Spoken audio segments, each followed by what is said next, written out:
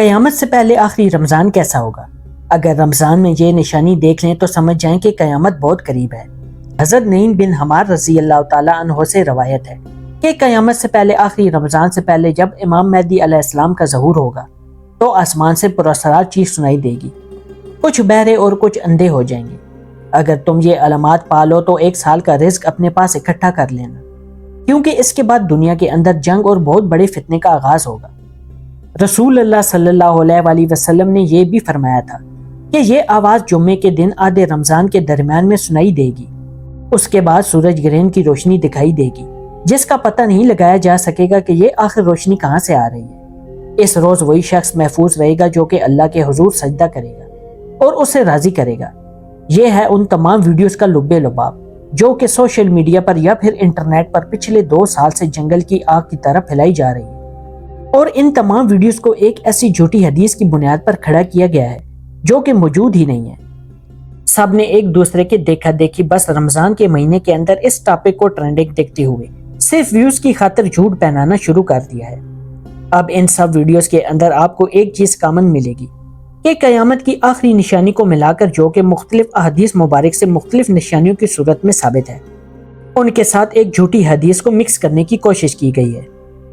یعنی کچھ سچ کے ساتھ جھوٹ اتنا زیادہ کانفیڈنس کے ساتھ مکس کیا گیا ہے کہ پوری بات سچ لگے۔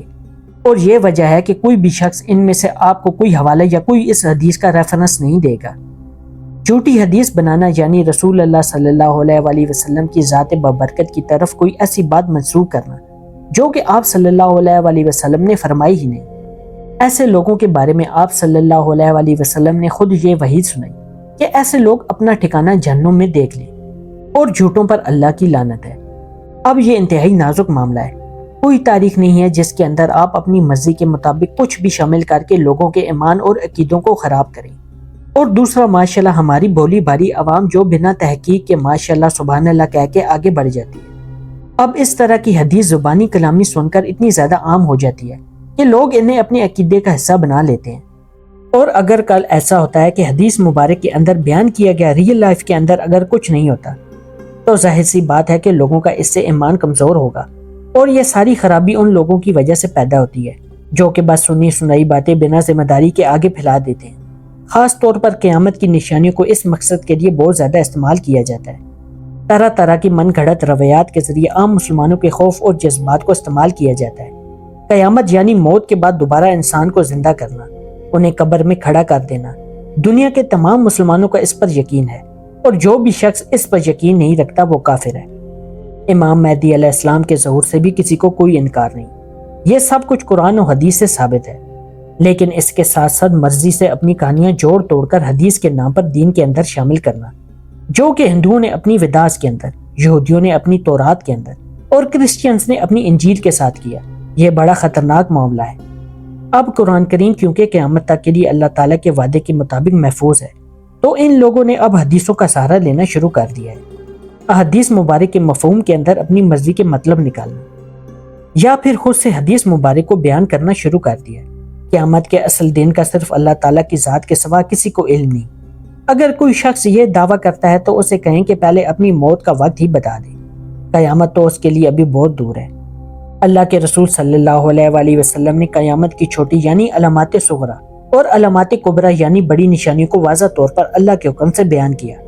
تاکہ جب مسلمان اینڈ ٹائمز کے اندر ان کو دیکھ لیں تو اپنے ایمان کی فکر کریں اور خود کو ان فتنوں سے بچا لیں۔ حتیٰ کہ آپ صلی اللہ علیہ وآلہ وسلم کی دنیا کے اندر تشریف آوری اور آپ صلی اللہ علیہ وآلہ وسلم کا دنیا سے پردہ فرمانا قیامت کی سب سے بڑی نشانی تھی جو کہ گزر چکی ہے۔ آپ صلی اللہ علیہ وآلہ وسلم نے اپنی شہادت کی انگلی اور درمیانی انگلی کو ملا کر بتایا کہ میرے اور قیامت کے آنے کا وقت بس اتنا باقی ہے جتنا ان 2 انگلیوں کے درمیان فاصلہ۔ علامات صغریٰ بھی کافی حد تک گزر چکی ہے، مثال کے طور پر عربوں کا بڑی بڑی عمارتیں بنانے کے اندر ایک دوسرے سے مقابلہ کرنا، عرب کے خشک پہاڑوں پر سبزے کا اگنا، اور دنیا بھر کے مسلمانوں کے ساتھ ایک بدصورت بکری سے بھی زیادہ برا سلوک کرنا جیسے ان کی کوئی حیثیت ہی نہیں ہے، زلزلوں کا کثرت سے آنا، بدترین حکمرانوں کا دنیا پر قابض ہونا، مارکیٹ پر بدترین لوگوں کا قابض ہونا، یعنی آج کے ٹائم کے اندر یہودی banking system, IMF، world bank اور سٹاک مارکیٹ جن پر آج انہی لوگوں کا قبضہ ہے۔ آپ صلی اللہ علیہ وآلہ وسلم نے فرمایا کہ آخری ٹائم کے اندر مسجدیں انتہائی خوبصورت ہوں گی، لیکن لوگوں کے دل عبادت سے خالی ہوں گے۔ خوبصورت مسجدیں بنانا جنہیں دیکھ کر بس انسان ان کی خوبصورتی کو دیکھتا رہے اور انہیں ٹورسٹ پلیس کے طور پر دیکھنے کے لیے جائے، یہ آج کل عرب ملکوں کے اندر عام ہو گیا ہے۔ آپ صلی اللہ علیہ وآلہ وسلم نے فرمایا کہ اے ابن مسعود، تم دیکھو گے کہ ہم جنس پرستی پوری دنیا کے اندر پھیل جائے گی۔ آج آپ خود دیکھ سکتے ہیں کہ ہم جنس پرستی کو پوری دنیا کے اندر اور خاص طور پر عرب ملکوں کے اندر لیگل کروانے کے لیے کتنا زیادہ زور ڈالا جا رہا ہے۔ آپ صلی اللہ علیہ وآلہ وسلم نے مزید فرمایا کہ تم دیکھو گے کہ نوجوان لڑکوں کے پاس بے تحاشا دولت ہوگی۔ تم ایسی عورتوں کو دیکھو گے جو کہ گھروں سے باہر نکل کر بے حیا بد تہذیب بن جائیں گی۔ تم دنیا کی تہذیب کو تباہ ہوتا دیکھو گے، یعنی آخری وقتوں کے اندر جنگ اور قتل و غارت بالکل عام سی بات ہو جائے گی۔ موسیقی کے آلات ان کے سروں پر ہوں گے۔ تم لوگوں کو ایک دوسرے کا مذاق اڑاتے دیکھو گے۔ اے ابن مسعود، تم دیکھو گے کہ لوگوں کی اولادیں بغیر نکاح کے ہوں گی، عورتیں لباس پہن کر بھی برہنہ ہوں گی، اور ان عورتوں کے بال بیکٹی اونٹ کی طرح ہوں گے۔ اب اس ٹائم کے بیکٹین اونٹ جو کہ اس وقت ایران کے اندر موجود ہوتے تھے، عرب کے اندر وہ بالکل موجود نہیں ہوتے تھے، ان کو دیکھ کر اور آج کے مسلمانوں کے ہیئر سٹائل کو دیکھ کر اس کا موازنہ کریں اور یہ بتائیں کہ آج سے 1400 سال پہلے اس کے بارے میں کون پیشن گوئی کر سکتا تھا سوائے اللہ تعالیٰ کی مدد کے۔ اور اس کے بعد علامات کبریٰ یعنی قیامت کی بڑی نشانیاں، جن کے اندر امام مہدی علیہ السلام کا ظہور، عیسیٰ علیہ السلام کی واپسی، دجال کا نکلنا، یاجوج ماجوج کا خروج، دابت الارض کا نکلنا یعنی زمینی جانور کا جو کہ زمین پھاڑ کر باہر نکلے گا، اس کے علاوہ ایک بڑے دھوئیں کا نکلنا جو کہ پوری دنیا کو اپنی لپیٹ کے اندر لے لے گا۔ یہ سب کی سب نشانیاں ابھی باقی ہیں جو کہ مستند احادیث کے حوالے سے ہمیں معلوم ہوتی ہیں، لیکن آپ جانتے ہیں کہ لوگوں کی یہ فطرت ہے کہ ان کو ہمیشہ کچھ نہ کچھ نیا چاہیے،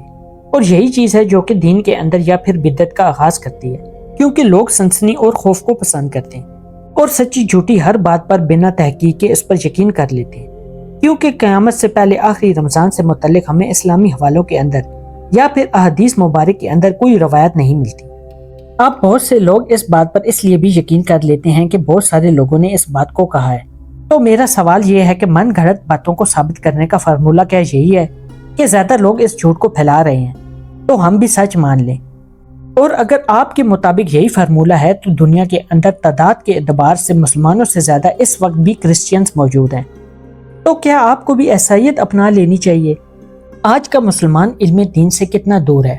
یہ علم دین کو صرف مولوی صاحبان یا پھر مفتی صاحبان کا ہی حق سمجھتا ہے،